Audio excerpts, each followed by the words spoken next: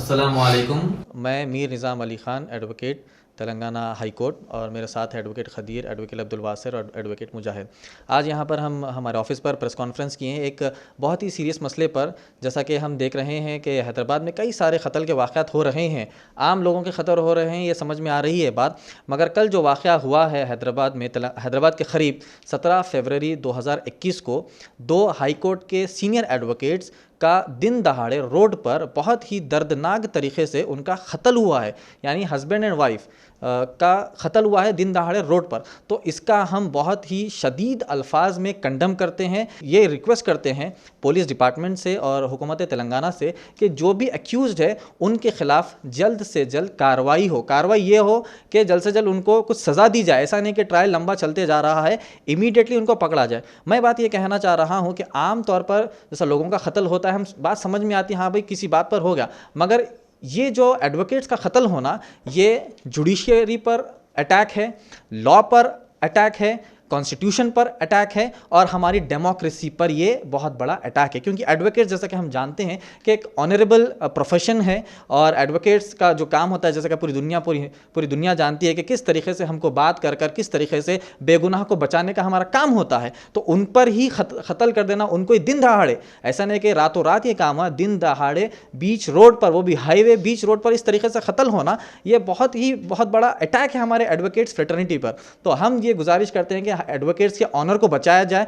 इस मसले को बहुत ही ज़्यादा सीरियस लीजिए। ऐसा नहीं कि कोई आम आदमी का क़त्ल हो गया, हाँ भाई एक्यूज़ को जो है रिमांड पर लिया, ट्रायल चल रहा है, ऐसा नहीं। एडवोकेट्स फ्रेटर्निटी पर एक बहुत बड़ा अटैक है, जुडिशरी पर अटैक है, ये लॉ और कॉन्स्टिट्यूशन पर अटैक है। तो हुकूमत तेलंगाना से ये गुजारिश करते हैं कि जल्द से जल्द इसकी कार्रवाई की जाए और जो है एक्यूज़ को सज़ा दी जाए। ऐसा नहीं कि ट्रायल चल रहा है, मैं बार बार ये कह रहा हूँ, जल्द से जल्द सज़ा की हम गुजारिश करते हैं। और एक बात मैं कहना चाहता हूँ, जैसा सीनियर एडवोकेट्स की बात करिए, जब वो सीनियर हो जाते हैं तो बड़े बड़े क्रिमिनल केसेस वो लड़ते हैं, बड़े बड़े सिविल केसेस लड़ते हैं, तो उनकी जान पर भी हमला आता है। ये केस में भी वैसे ही हुआ, उनकी जान पर हमला हुआ और उनके वो जान गंवा बैठे। तो मैं हुकूमत तेलंगाना से भी गुजारिश करता हूं कि जो है सीनियर एडवोकेट्स को, जो बड़े केसेस हैंडल करते हैं, चाहे क्रिमिनल हो, चाहे क्रिमिनल से उनका मिलना जुलना होता है केसेस के सिलसिले में या सिविल केसेस के सिलसिले में, तो उनके एक लाइसेंस रिवॉल्वर दीजिए ताकि वो अपनी हिफाजत कर सके। अपनी हिफाजत के लिए लाइसेंस रिवॉल्वर दीजिए। बड़े बड़े बिजनेसमैन को भी देते हैं उनकी अपनी हिफाजत के लिए, तो एडवोकेट्स को तो देना चाहिए। तो ये एक मेरी रिक्वेस्ट थी हुकूमत तेलंगाना से।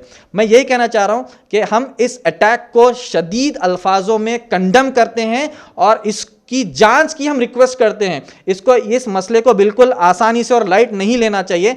ये कॉन्स्टिट्यूशन पर अटैक है, हमको इस बात को समझना है। और मुआशरे में जो ऐसे राउडी शीटर्स घूम रहे हैं जिनको खुलेआम छोड़ा जा रहा है, हाँ हम जानते हैं कई राउडी शीटर्स पर पीडी एक्ट लगाकर उनको जो है अंदर डाला जा रहा है, मगर और ऐसा काम आगे बढ़ना चाहिए और भी लोगों को जो है अंदर करना चाहिए ताकि इस तरीके के वाक़यात कम हो सके। आम आदमी की भी जान बचना चाहिए और जो है एडवोकेट की भी जान बचना चाहिए। हो सके मिसाल के तौर पर आगे हम फ्यूचर में ये ना देखें कि किसी एडवोकेट का भी एक साथ ऐसे ही हाल हो गया, किसी पुलिस वाले के साथ भी ऐसे ही हाल हो गया, तो लॉ एंड ऑर्डर बहुत ख़राब हो सकता है अगर ऐसा माहौल सही नहीं रहा। तो हम यही कहते हैं कि लॉ एंड ऑर्डर को सही करिए। और इस मसले पर यही कहना चाहते हैं, एडवोकेट्स के ऑनर पर यह बात आई है तो हम प्रोटेस्ट कर रहे हैं और प्रोटेस्ट जारी जब तक रखेंगे जब तक हमको एडवोकेट फ्रेटर्निटी को इंसाफ ना मिले। जी देखिए, प्रोटेस्ट तो हमारा कॉन्स्टिट्यूशनल राइट है। प्रोटेस्ट कॉन्स्टिट्यूशनल राइट है, वो करना हमारे लिए जायज़ है। आर्टिकल नंबर 19 के तहत कॉन्स्टिट्यूशन में प्रोटेस्ट करना जायज़ है। अब जो है अगर हंगामा हो गया प्रोटेस्ट में, अगर कोई प्रोटेस्ट में अगर कोई जो ऐसा कोई हरकत हो गई, बड़े बड़े नारे लगा दिए या फिर वैंडलाइज करने की कोशिश करे, तो पुलिस लॉ एंड ऑर्डर बचाने के लिए गिरफ्तार करना ही पड़ता है। मगर गिरफ्तार का माना ऐसा नहीं है कि उनको जेल में डाला, काउंसलिंग वगैरह कर कर पुलिस स्टेशन से उनको भिजा दिया जाता है। हुकूमत का दावा है कि जो है 7 सालों में तेलंगाना में पुरअमन माहौल रहा है, तो उसके बाद ये वाक़यात हुए, तो इस पर आपका क्या है? देखिए, हुकूमत चाहे वो हिंदुस्तान की हो चाहे तेलंगाना की हो, कई सारे अपने स्टैटिस्टिक्स बताते हैं। हैदराबाद सिटी पुलिस से भी कई सारे जो है स्टैटिस्टिक्स निकल के आ रहे हैं। मगर जैसा आप लोग मीडिया वाले, आप लोग बेहतर जानते हैं हमसे ज़्यादा कि कितना क्राइम हो रहा है और बढ़ भी रहा है, कंट्रोल भी हो रहा है, बढ़ भी 50% जैसा कहते हैं हम, उस तरीके से चल रहा है। तो हम यही चाहते हैं कि जो क्राइम बढ़ रहा है उसको कम करे।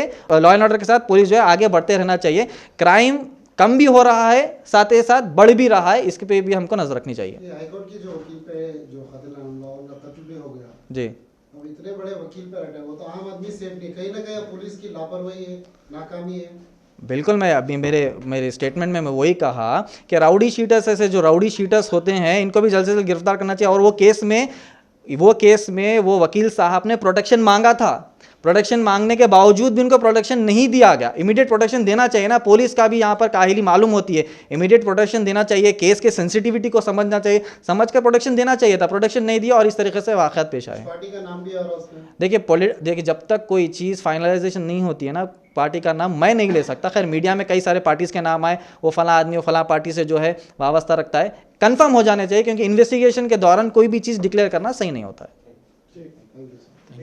Thank you very much. कौन से वजूहत का